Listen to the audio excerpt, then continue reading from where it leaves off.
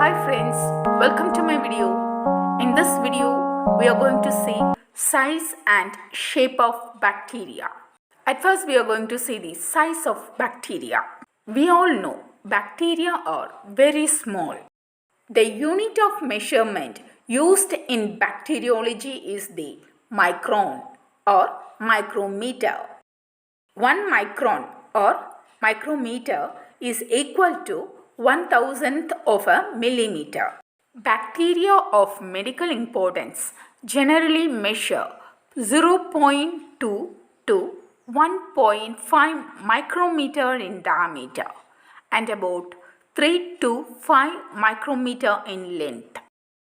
Bacteria can be visualized only under magnification because the limit of resolution with the unaided eye is about 200 microns. Next, we are going to see the shape of bacteria. The shape of a bacterium is governed by its ridged cell wall. That is, specific shape is due to the presence of cell wall. Depending on their shape, bacteria are classified into several varieties. Let's see one by one. First one is cocci. Cocci are spherical or oval cells. Cocci derived from coccus, meaning berry. Cocci is the plural and coccus is the singular. Next one is bacilli. Bacilli are rod-shaped bacteria.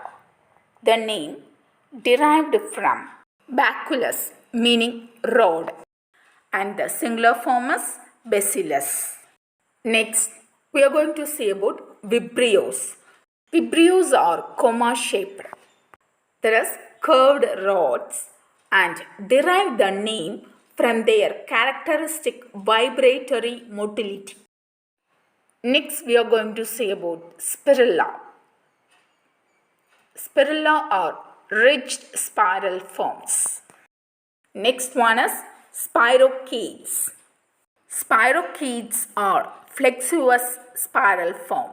The name Spirochetes derived from spira, meaning coil, and chate, meaning air. Next one is Actinomycetes.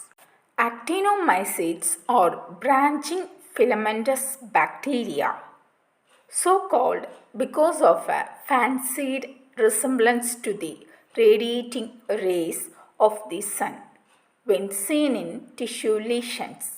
The name Actinomycetes derived from actis, meaning ray, mycus, meaning fungus. Finally, we are going to see about Mycoplasmas.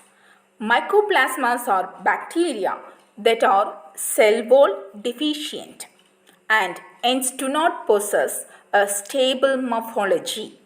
They occur as round or oval bodies and as interlacing filaments. Next one is pleomorphic. Some bacterial species can exhibit a variety of shapes. Such bacteria are called pleomorphic bacteria. We should note one important point here, that is, when cell wall synthesis becomes defective, either spontaneously or as a result of drugs like penicillin, bacteria lose their distinctive shape.